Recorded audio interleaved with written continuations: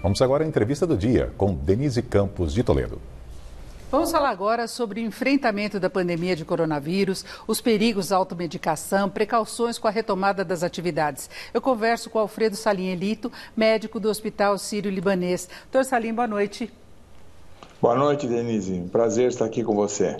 Bom, doutor Salim, a gente tem acompanhado o Brasil tentando reabrir e retomar a atividade, casos ainda muito elevados, várias regiões do país vendo o aumento de contágio ainda. O Brasil tentou fazer de uma forma diferente do que a experiência no exterior. Eu queria saber qual a sua avaliação como médico. O que nós, população, temos que encarar é o seguinte: independente de você abrir shoppings, abrir lojas, tentar voltar à normalidade, será uma nova normalidade. Isso não significa que a doença está sob controle. Pelo contrário, os casos estão aumentando em número, os óbitos nem sempre estão aumentando também, mas o número de casos agora no interior, no Nordeste, no Norte, Centro-Oeste, mesmo aqui em São Paulo, na periferia de São Paulo, isso está aumentando demais. Os números são alarmantes e assustadores. Qual, na minha opinião, toda vez que a gente conversa, nós temos que transmitir alguma coisa para a população de aprendizado. As pessoas têm que encarar, mesmo com a abertura do comércio, com o afrouxamento do isolamento, as pessoas não podem afrouxar os próprios cuidados. Nós deveremos manter o uso de máscaras, deveremos evitar, de toda maneira, a aglomeração, chegar em ambientes fechados com muitas pessoas, a higienização das mãos constantemente, ou com água e sabão, ou com álcool gel.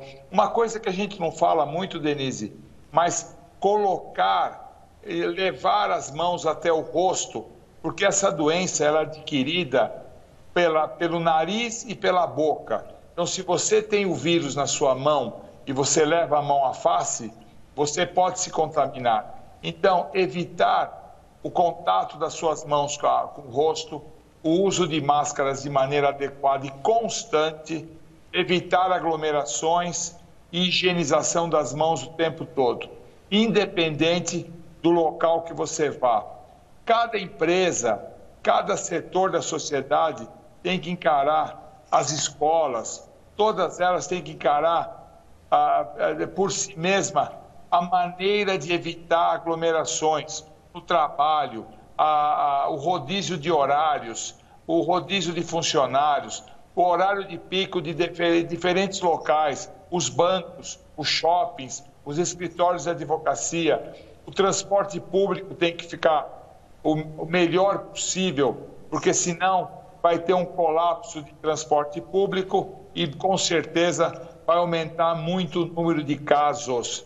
Isso é quase inevitável. Agora, doutor Salim, a gente tem um outro problema também, que é a recomendação desde o início de um isolamento maior das pessoas mais idosas, de alguém que tenha doença crônica.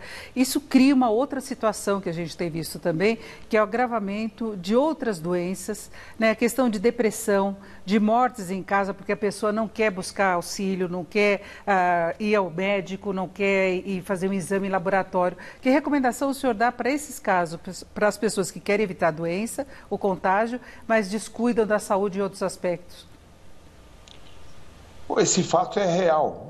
Existem, primeiro, os idosos ou os vulneráveis, os obesos, as pessoas que têm problemas imunológicos, transplantados, pacientes oncológicos, mas principalmente os idosos estão isolados na sua própria casa e as famílias, até no intuito de evitar a contaminação dos idosos, estão afastados dos idosos. Então, eles estão sozinhos em casa ou com auxílio de cuidadores e emocionalmente abalados, tristes, depressivos e, às vezes, com sintomas outros que nem sempre é valorizado por quem está ao lado deles, podendo levar a patologias importantes que poderão levar à morte, como infartos, tromboembolismo pulmonar, hipertensão arterial, acidente vascular cerebral, arritmias cardíacas, tudo isso que o cuidador, coitado, ele não tem como discernir a gravidade do quadro e aumenta muito a quantidade de morte domiciliar sem um esclarecimento devido. Eu mesmo te digo, nós estamos dando muito atestado de óbito para os nossos pacientes em casa, muita coisa que não acontecia há muito tempo, certo? E agora, com esse afrouxamento do isolamento, também é um grande problema como é que as famílias vão se comportar perante seus idosos, como é que os seus vulneráveis, vamos voltar a visitá-los, vamos voltar a sair com eles, levá-los para a rua. Isso é uma grande dúvida que todos levarão. Doutor Salim, falando ainda desse isolamento dos idosos, há a possibilidade de a pessoa visitar usando máscara, tomando todos os cuidados para evitar que esse isolamento traga maiores problemas?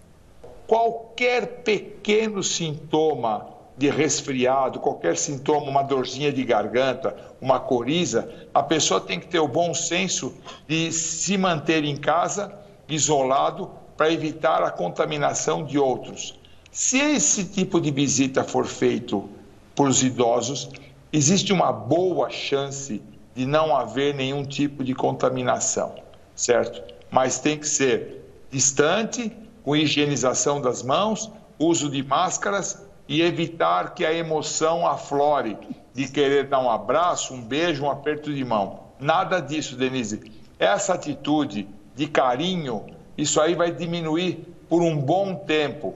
Por isso que eu digo, o novo mundo normal será um mundo diferente, Denise. Infelizmente, enquanto não tivermos uma solução dessa doença, enquanto o Covid não tiver uma vacina, porque dificilmente teremos uma medicação que vai resolver isso, todas essas medicações, todas as automedicações que estão sendo feitas, não só não ajudam nada, como prejudicam.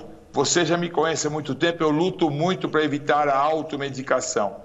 E agora, com um monte de propaganda, com um monte de coisa que está sendo feita, está todo mundo tomando tudo, achando que vai resolver o problema e, na verdade, não vai, vai arrumar evento adverso relacionado às drogas.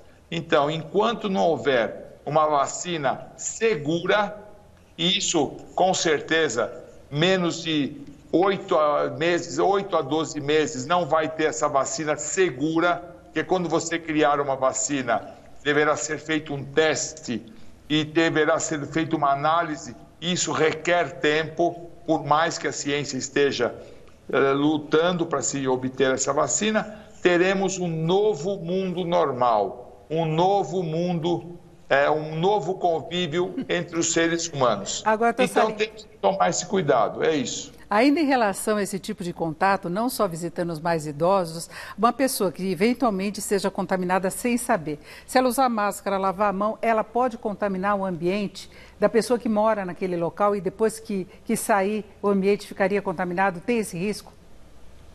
Tem, mas é menor com o uso de máscara, é menor com a não aproximação.